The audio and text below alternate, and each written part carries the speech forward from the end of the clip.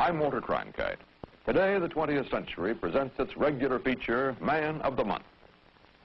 This month, while diplomats traveled and statesmen pondered, a frail man with a wispy beard in the drab, dug-in city of Hanoi held many of the answers to President Johnson's worldwide peace offensive. His name was Nguyen Sinh Cung when he was born 75 years ago. Today, he is Ho Chi Min, the president of North Vietnam.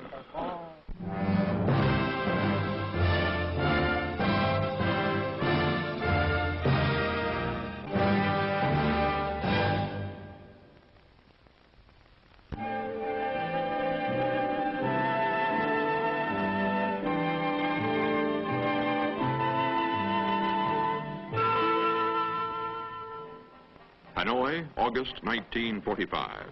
The man who calls himself Ho Chi Min, he who enlightens, is greeted by delirious crowds when he arrives with his guerrilla forces after Japan's defeat. Smaller crowds greet the French, returning to their colony. Ho proclaims Vietnam's independence in September 1945. The French treat him as the head of an independent state.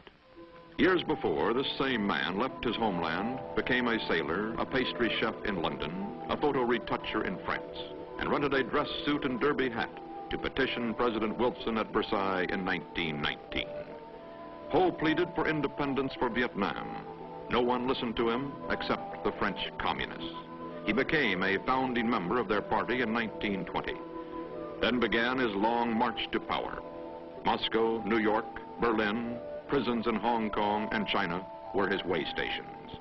He assumed a dozen different names as he rose in the hierarchy of world communism, but he never lost sight of his main goal, Vietnamese independence. In the summer of 1946, in Napoleon's castle of Fontainebleau, he seeks to obtain from the French full independence for his country. Paris treats the former photo retoucher with full honors, but behind the glittering exteriors lurk the realities of post-war France. A weak government at home and strongly entrenched colonial interests overseas. Until the end, Ho hopes for an agreement.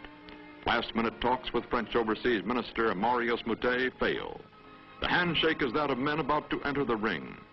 A man who covered the story in Hanoi, today the New Yorker magazine's correspondent in South Vietnam and author of the book The Lost Revolution, Robert Chaplin. You could say that this was the beginning of what I have described as one of the many lost opportunities in Indochina and Vietnam to force the French into a stronger, more liberal position so that a decent alternative to communism might have been created earlier, or perhaps Ho might have been pre-Tito-fied, if you want to put it that way. This opportunity obtained until, certainly from the end of 1945 until the Indochina War broke out in November, December 1946. But there was a year there during which the French could have certainly tried harder. It was their own fault that they didn't. And I blame the collapse of those negotiations primarily on the French, on the conservative element among the French. November 1946. French guns hit the port of Haiphong. A few days later, Ho's guerrillas in turn attack the French. Ho goes into the jungle.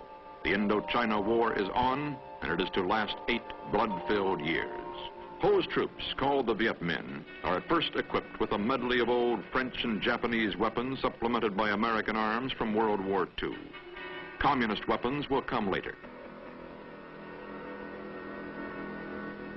Ho's headquarters is deep in the jungle. There, he and his most trusted associates forge their plans. Vo Nguyen Giap, the guerrilla expert, Trong Chin, the Communist Party secretary, Ho Chi Min, the president who calls himself Uncle Ho, and Pham Van Dong, a nobleman by birth, later Ho's prime minister. Only in 1950, after Red Chinese troops arrive on Vietnam's borders, does Ho have any direct contact with another communist state. His arguments are nationalistic. He stresses that the fatherland must be freed of the foreigners, the French. A Daily Worker editor who has since quit the American Communist Party interviewed Ho in the jungle in 1953. Joseph Sterobin, today an expert in communist studies at Columbia University. Well, I wanted to get from him under what circumstances did he think France would give up or some negotiation could take place with France. I wanted to put the thing the other way around. How is this war going to end? He replied very abruptly, when they are beaten. Well, I had come prepared for some kind of insight into the possibilities of negotiation. He was very firm on the notion that they would have to be beaten. Then I asked him about American help to France. At that time, some of the bombers that were hitting us in the jungles during the day were of American make. His attitude was, the more stuff you send to the French, the more we will capture and the stronger we will become. One of the points he made was, well, communism hasn't gone over in the Anglo-Saxon countries, which I thought was rather strange. Only a man with Western experience could say that, but only a man with a certain liberalism in his communism would suggest at that particular moment that maybe communism isn't the answer to every people. And then Ho began to talk about the days of their contact with Americans, which was, of course, in 43, 44, and 45, when the American OSS, as part of the united war effort against Japan, made contact with the Vietnamese guerrillas. He seemed to be searching for the name of the one American with whom he had had a great deal to do. And I remember it as Holland.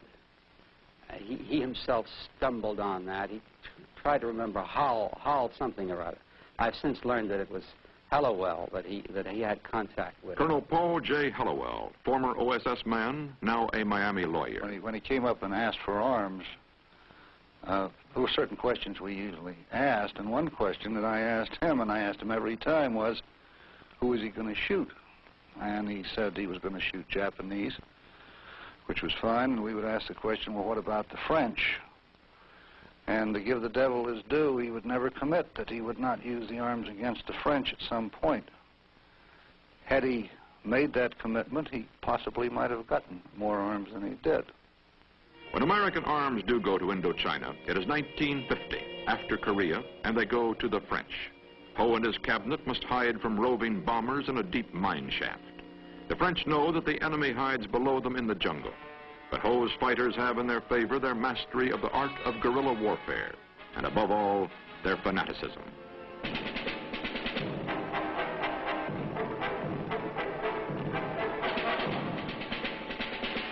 In a final attempt to trap the elusive Viet Minh, the French decide to tempt Ho's forces to fight in the open.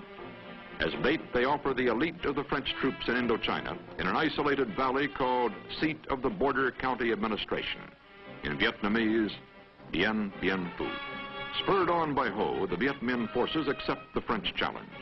The experts had predicted that no one could drag artillery pieces and tens of thousands of shells through roadless jungles and across swollen rivers. The Viet Minh take the French position after 56 days of continuous assault. As the battle unfolds, Ho sends a message to his troops. The enemy will struggle with all his might. We must therefore double our efforts and be resolved to win total victory.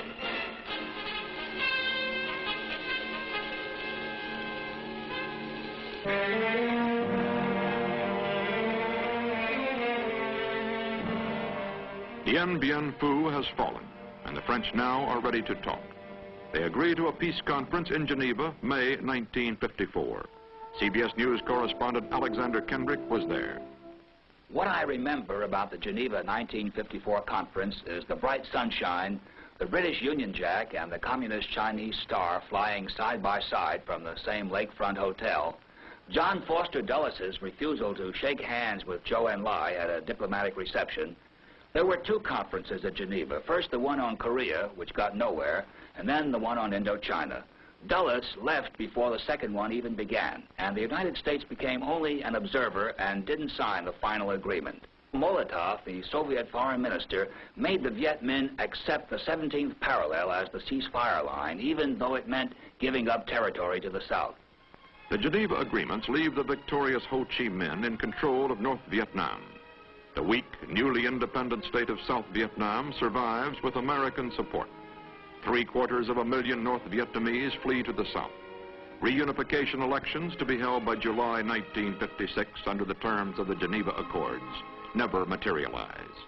Each side will accuse the other of breaking the accords first.